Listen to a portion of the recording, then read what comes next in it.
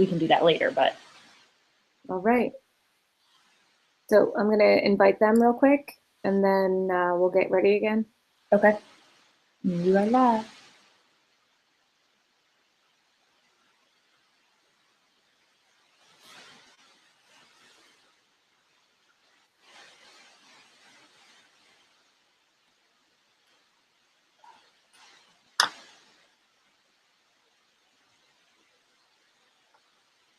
All right.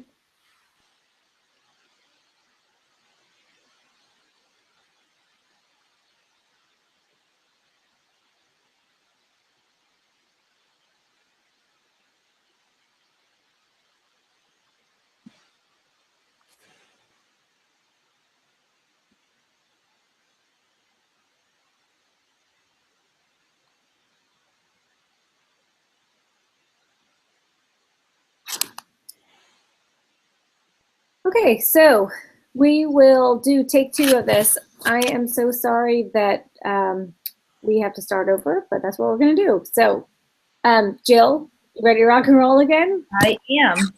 Okay, fantastic. So I want to, again, thank Jill Thompson for doing this with me. I'm Allison Zamuda, and we're going to talk about the role of the teacher in a personalized learning classroom. And Jill came up with a great graphic organizer to start thinking through the development of how teachers need to continue to evolve in their pedagogy and practice. So I'm going to turn it over to Jill, and I'm going to share my screen so I can get you into that graphic organizer for her to talk through. Well, and let's give a shout out to Wisconsin that's hanging with us as we fail forward and we're learning from all of this. So thank you guys. So yes, the real thing about talking about the shift of the role of teacher is starting with the why. I think that's really important. And so when teachers ask me, why do we need to shift the role of the teacher? I talk about how in the last 100 years in the workforce, we needed farmers and factory workers, and it was okay to have teachers at the front of the room who were the person that had all the knowledge, because we really only had books, and for that part, we didn't even have that many books.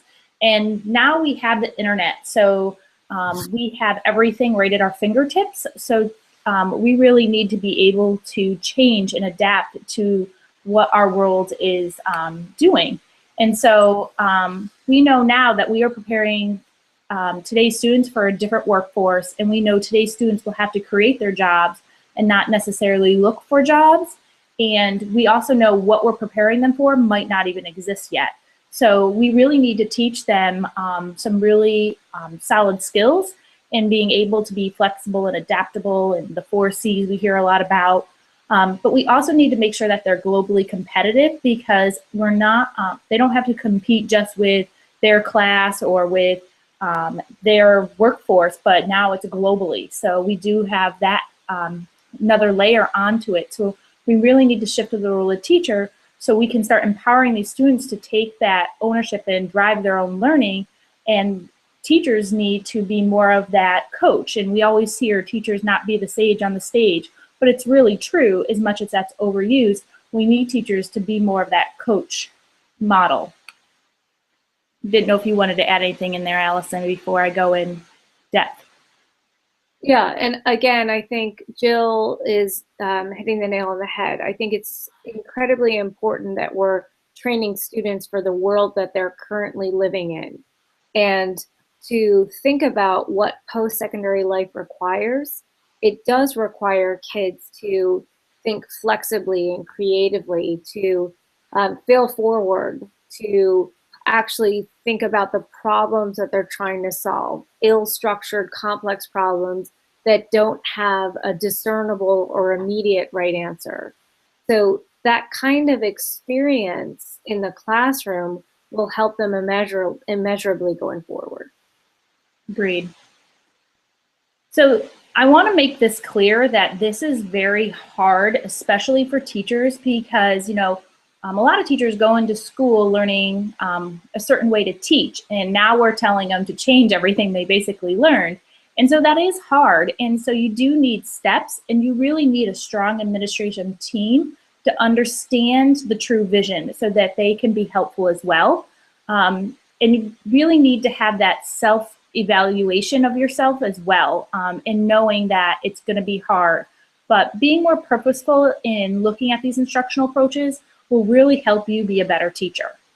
And so ways to start the shift, if we look at this ladder, a lot of people, especially secondary, are used to being a lecturer. They stand and deliver, and the students listen and take notes, especially higher ed.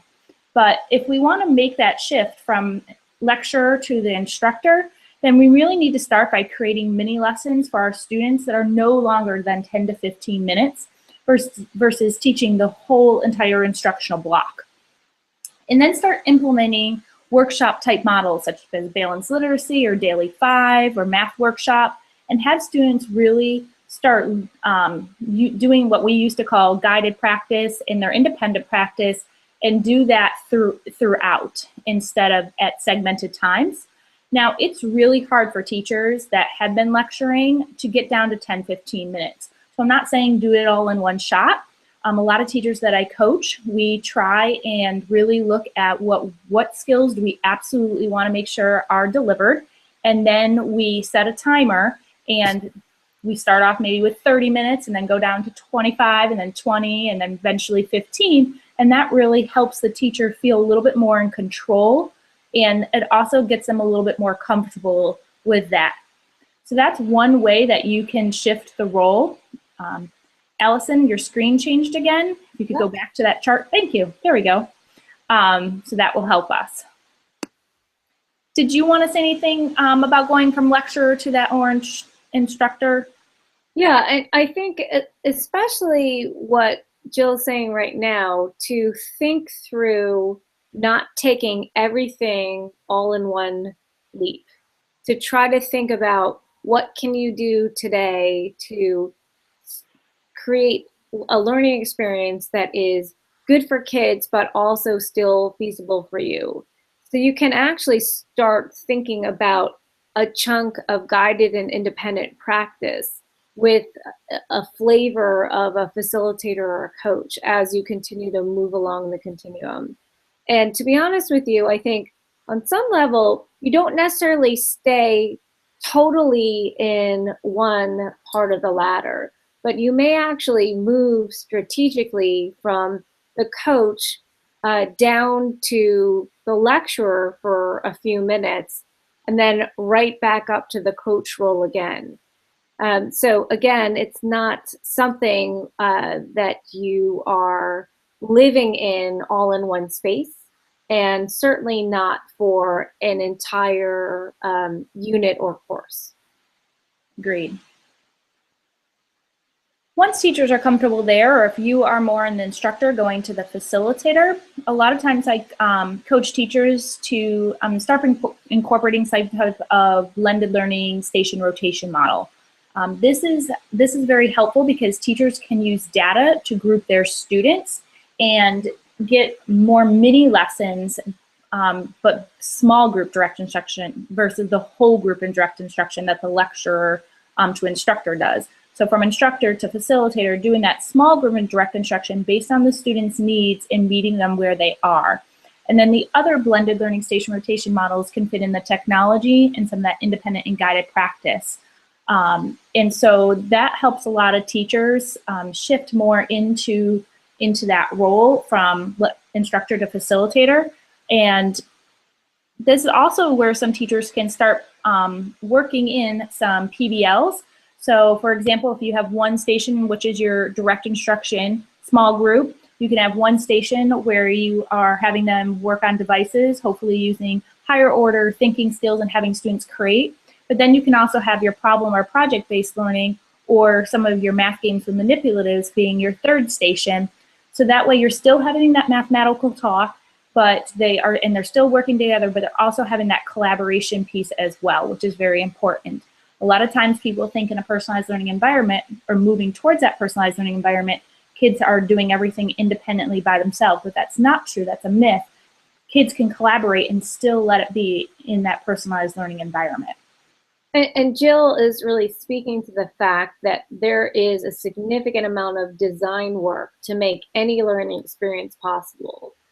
So we're borrowing from the time it takes to design a stand and deliver lecture, and we're repurposing that to think through how can we design learning experiences that don't require the teacher's presence at every single moment or at every single station. So I think the notion of uh, designing stations, but also the experiences at a particular station are also incredibly important to design as well. Agreed. And I think it's important that, adding in choice in there too. So maybe when they go to the computers, they have a choice of what they want to do, or they have some of that voice. Absolutely. And so Jill talked through the example of a PBL, which may be very different from a station where they're working on a pretty structured sequence. They may perhaps do it at their own pace, and they may double back and take another shot at a particular assignment or a check-in or a quiz.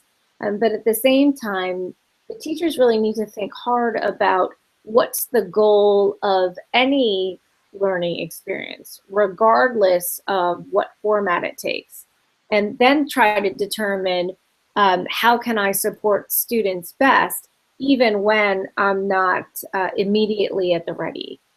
Because again, you're navigating a space where you may have between 20 and 40 students and trying to monitor and manage and observe. That's very different from being able to engage and respond to the questions that so many students might have. Great. And going from facilitator coach is probably the hardest shift to make for teachers because it takes a lot of management. And also teachers have to be able to have a toolkit to be able to go to, because students are going to be at different paces and they're going to be on different skills. And the teacher is going to coach them and work through these skills. So you'll still see some small group direct instruction, but you're going to see a lot more conferencing going on with the students, and students taking action plans based on their needs and looking at their pre-assessment and saying, okay, these are the things I need to move forward and master these skills. And so students can create playlists or pathways depending on these skills to be able to master it. And that's a different way of learning. And I think it's important to define playlists and pathways as well. To me, when I'm working with teachers in districts, playlists are skills that go in order. So if we think about the Common Core and we think about fifth grade math, we know that fifth grade starts with 5.NF1, then goes to 2, 3, 4. So playlist goes in order, and based on where the student is on their pre-assessment, they might start in different spots, but they all kind of have the same playlist and need to move through. Now, more of a pathway is where students have a little bit more choice. So it's set up similar to a playlist, but they have choice. Maybe they have 3 choices of how they want to show mastery. And so that plays more into the role in this facilitating to coaching piece. And I think there are another few elements when it comes to being an effective coach. So you have to really describe in language that the students understand what the outcomes are in the result of the playlist, so the students and the teacher can continue to gauge progress. So it's not all on the teacher to try to determine and troubleshoot places that you got stuck, or challenges or areas that you need to revise. So I think that's the first thing, is that goal clarity is incredibly important, and that should be the property not only of the coach but of the student. The second thing is thinking about ownership. So again, you can have ownership from a student's point of view because they can control the pace of their learning and perhaps control who they're learning with or who they're learning next to. So they can use other students as resources, especially if they're working through stations. But when you're thinking about ownership through the lens of project-based learning or any kind of performance endeavor, we also want to make sure that they have an opportunity to control the type of experience, the type of format, the type of demonstration they're doing, to connect to that outcome that they're trying to achieve. Agreed. And I think there's other things that teachers need to make this shift. So if you're thinking about doing this for your school and you're an administrator, one of the biggest things, we started off with the why we need this shift, and starting off with the why with your teachers is very important, but then also making sure that you have a safe learning environment that looks at failure as a way to learn, and letting teachers try out new things and be innovative, because that innovation is contagious and it will grow. But with saying that, you as an administrator also needs to be a part of that and be innovative and try new things in front of your staff so that they see that and that you're modeling it. And I think that teachers really need to be coached and supported in this. So having your academic facilitators or your, everybody calls them different in all the different districts, but having that academic support person, making sure that they're going in and coaching and supporting and not evaluating this process, because it is hard and everybody's going to be at a different point in the journey or on this continuum. And so that's very important to take note. And then I think also setting up things so teachers can see each other in action, and also being able to talk to each other, because you're going to have things happen. Like I said, you're going to fail. So learning from each other's failures and mistakes and having that open discussion is really important as you're going through this as a school, so that everybody is on the same page and is learning from each other. Yeah, and Jill, you're raising a couple of important points. I think we're trying to, and again, we'll talk about this on June 23rd in the last session, trying to create a culture of trust and a culture of innovation. And again, not only do administrators need to model this on behalf of their staff, but teachers need to model this on behalf of their students. So we have to start moving in a direction where our classroom and our schools are incubators of innovation and creativity, where we're shooting for the stars and trying to think about where did we wind up, and then monitoring and adjusting and continuing to move forward. So I think it's incredibly important that teachers as well as administrators continue to act on a partnership level as opposed to a hierarchical level. But where we're going to move to next week is really, again, talking about those design elements that are absolutely vital when we're thinking about moving into the facilitator or the coach role. So how can you design a task that's beyond a playlist, which is relatively structured, to a space where students can develop some ownership over what they're going after and how they're going to demonstrate it and who they're going to demonstrate it for. So that's the connection between the teacher continuum that we talked through this week and what we're going to talk through next week. So we haven't had any questions come through. So if you do have questions, please go ahead and share them now as we are wrapping up. Another thing I do think that's really, oh, Allison, you lost your screen. Oh, I was the screen share. Right. Another thing I do think is important is if you are taking these steps to personalized learning, making sure you have an action plan for your school that meets all different needs. And we keep hitting upon this, but I think it's really important in order to be successful. I've watched schools say, nope, this is how we're going to do it, and just go forward because that's what administration says, and it completely fail. So making sure that you have everybody on board and a part of that action plan is very important, and including students and parents as well. Absolutely. So if you have any other questions as a follow-up to this conversation, definitely hang out with us on Twitter, and we will continue to monitor that as well. And again, next week is really going to be around the design of personalized learning tasks. And we're going to follow up the following week with our guest host, Ben Akalik, who will integrate habits of mind and personalized learning. We want to make sure that when we're designing these experiences, especially because it will require a significant amount of teacher thinking and design time, that students are actually excited about the experience. I think one of the fears that I see when I'm working with school districts is if we design these magical things, if we create these opportunities for them to own the learning experiences, what if they don't bite? What if they're not interested at all?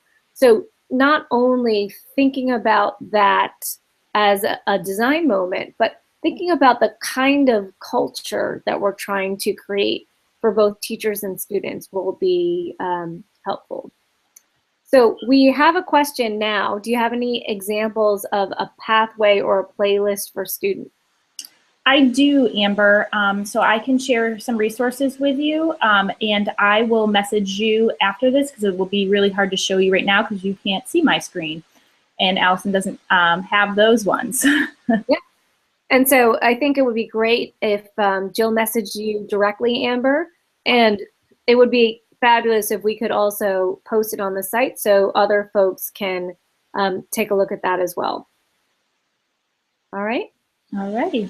So thank you for hanging in there with us, and looking forward to seeing y'all next week on the next Google Hangout. Bye for now. Thank you so much. Thank you, Jill. Bye. Have a good night. Thanks.